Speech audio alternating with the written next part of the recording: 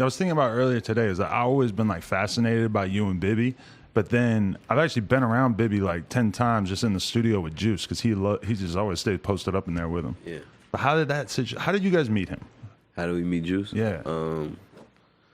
We met Juice through my DJ right here. Okay. My DJ. Literally, I met Juice. I met him first through my DJ. My DJ knew him for a long time, probably, probably a year or some months, or however long he knew him.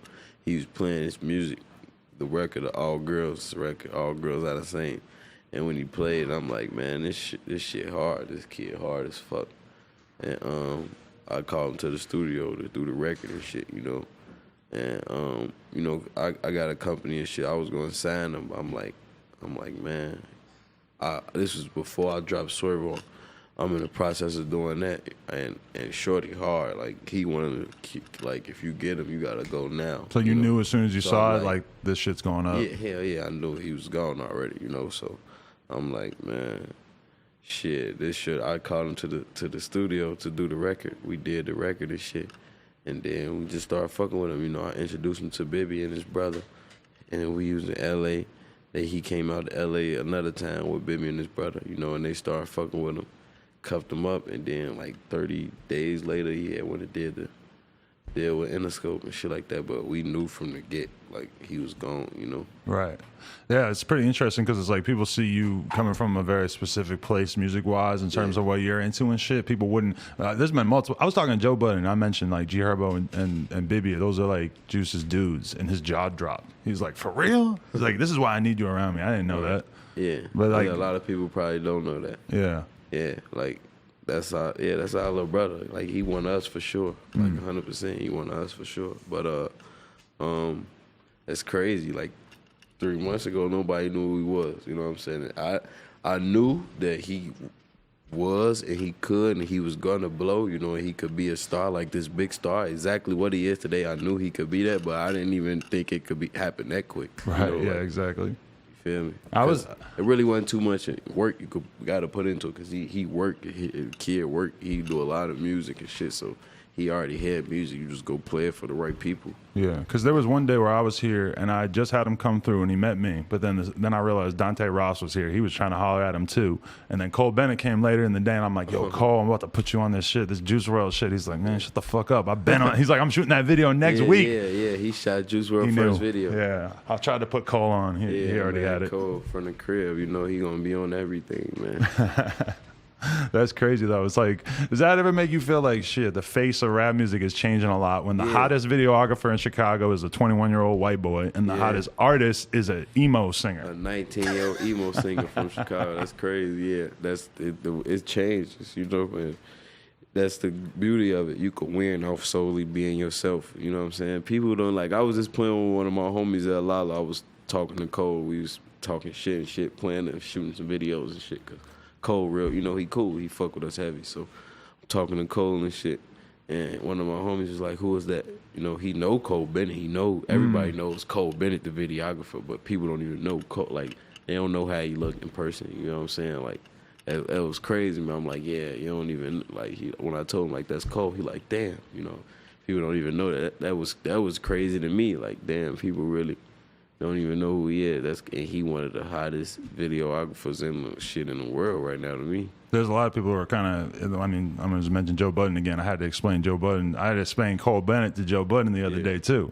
And he was like, man, you know about mad shit I don't know about. I'm thinking, man, that's crazy as shit to me because that seems like such a, like the Lyrical Lemonade shit been so huge. But at the same time, like, I guess if you're really, really mainstream, he hasn't had that like one thing that's just made everybody necessarily check for it if you're sort of on a more adult level. Yeah, that's what I was about to say. Like, he on a more adult level, so he not really checking for nothing that's not all the way mainstream. Like, if the shit ain't TMZ 24/7, he probably not gonna know about it. You get what I'm saying? Like, right. And that's cool, but it's a whole other world going on somewhere else where it's a lot of shit out here. Like, it's people still, to this day, I'm not up on, it's a lot of people. And with the music game, it's a lot of people who, like, you would just be getting up on him and he got 30 million fans. He's selling out worldwide. This nigga's a multi-millionaire, and you just not figuring out who he is, you know? And the crazy A lot of shit that is going that on. you guys are like pretty much the first generation to do, well, I don't know Yeah. the first generation, but the first generation of dudes in my mind, at least at Chicago, who like made a name for themselves without having to get signed right Yeah. away, just Yeah. basically using the internet. Yeah, like when the internet wave was super big, and it like when Keith came out, that's when I feel like music just exploded. Like I wasn't even really big on music. It was just Wayne, Jay-Z. You know, we listened to the shit that come out on the radio, watching videos on MTV. You know, I was still like in the streets. I knew how to rap. I was playing basketball, you know, but like when Sosa came out and we was doing what we was doing, you know, just when the internet and all of that wave, we definitely, like me, Sosa, Louis, Baby, like all us were like the first, you know, people to come like out and buzz, but we was still underground, you know, like I was never feeling like I was mainstream or none of that, you know. But then the Juice World type shit, like it goes Shit from like that go from 0 to 100 quick. to the point where like I feel like almost anybody I can mention Juice World to, that they're gonna know what I'm talking about. Fucking right. That's a weird feeling because That's it crazy. wasn't like that a couple months ago. Yeah, Yeah. hell yeah, like anybody, and you know what's funny? We was in New York, bro. This shit it was funny as fuck. My homie right there, he was with. We was in New York. We was at Shake Shack. It was, you know, all us out there, me, Baby, Juice Wrld. And there was this kid. It was a black kid. He was probably like 15, but he had on basketball gear, like he coming from basketball practice. And he looked, but I'm in my phone, you know. So I think he noticed, like, it's me and Juice Wrld right there together, you know. And I'm looking at my phone, I see like his jaw drop, you know, his mouth. I'm thinking he coming to get a picture or something, say, you know, shake my hand. He come directly to Juice Wrld. I'm like, damn, I forgot this nigga is lit, like over lit. You feel me? I forgot. You feel me? I ain't gonna let shit happen so quick. You know, I'm not knowing everybody in the world know him already. You feel me? Like that shit was crazy. I'm like, damn, I forgot this little nigga lit. I knew he was lit, but it'll slip your mind so quick. I mean, there's been a few clips I've seen on World Star and shit of Juice performing where there's just so many people singing along, and I'm just like, what? Like I thought he was lit, but I did not know it was anything like that. Yeah.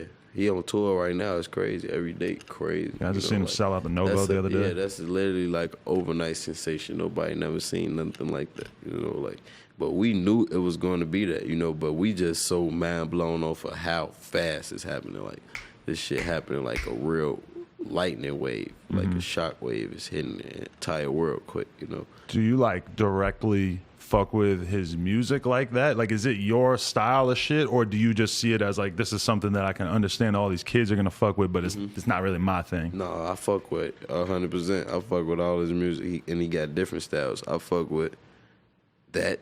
I fuck with like knowing like this is music the same way like I am guidance, or like I am that for the streets, for people in the streets to understand and relate to, you know, and be able to look for and get guidance and help with their situation. He is that for emo kids and kids who go through other stuff with drug problems and bullying and cyber abuse, all that, and all the one, and heartbreak and all the teenage emotions, everything, all of that, everything that teenagers and high schoolers go through, because he's only 19 years old. Right. You know? Yeah, when I listen to him, it reminds me of the emo shit that I used to listen to when I was in high school, and I could just see how if that had existed at that time, that I probably wouldn't have felt the need to be into a band. Right. You know? Kids now, they can get everything from hip hop. Like they could get the shit that makes them feel tough, and the shit that talks about their feelings, all under one artist, even. Because you got Juice Wrld making these emo anthems, but you also got 1 hour freestyle Juice Wrld, and he made all kinds of crazy different music. Crazy you know? shit. Exactly. Do you feel like, it's kind of a unique situation you're in, because you're still pushing hard with your solo career, but then you also are kind of trying to do the behind the scenes fucking with like a younger artist like him. Which one do you get like more pleasure from, and how do they both fit your personality? A little bit of both, you know, both. I would say I get pleasure out of course, you know, pursuing my music career, because that's what I'm passionate about. But I get pleasure out of, you know, just seeing that and being a part of that kind of stuff too. Just being, you know, knowing like I if it's been 30 days or however long, I seen him go from 0 to 100 quick. You know what I'm saying? It just being able to, you know, that's my little brother. You know, he lit. He a bigger artist than me for sure, 100%. You know what I'm saying? Like everybody know that. He know that, but he probably called me for guidance or called me, you know, like that. You feel that's still my little brother. So to be able to still mold and, you know, try to help him and cultivate an artist and still be able to have my brand on the side, 150 Dream Team, while I'm building my artist, you know, because I still want to be that too. So it's just me going through the motions, you know, being an artist that I want to be and have that set in stone in my career. Like, all right, he did this as far as being an artist. This what he completed, you know, and this what he did as far as being a CEO and a businessman, you know.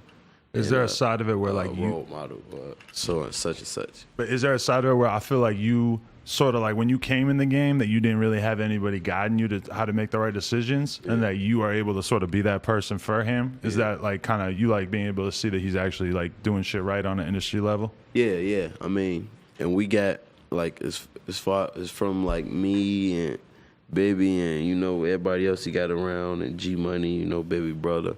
And like, you know, our homies and everybody that he got around, because he young, like the mistakes that I might have made or Baby probably made, we not gonna let him make for sure, you know, like, because we got him, you know, we got his back, we got his best interest at heart, you know. And probably if I had that, like I did have it on like a big brother standpoint, you know, like Mickey Halstead, my big bro, he like as far as guidance, but like at the time when I was doing music, I never had like another artist that was reaching out to me and telling me, all right, the industry full of this, and you gonna run into this, and this, that, and the third, and you should do this, and don't worry about this, and don't pay attention to that, you know, like I ain't never really had that, you feel me? And he got that, you know, with me and Baby and with other people. Everybody fuck with him. Yachty fuck with him. Ozzy fuck with him.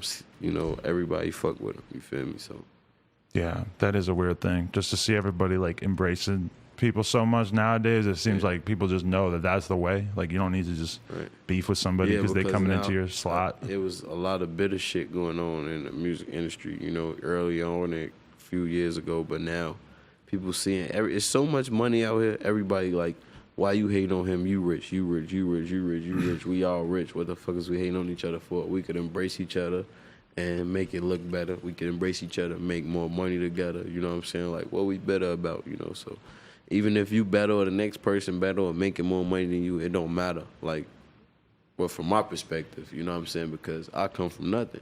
If I come from nothing and I done made so much out of my situation, I don't care how better you are than me or how much money you got than me, because I ain't never had no money.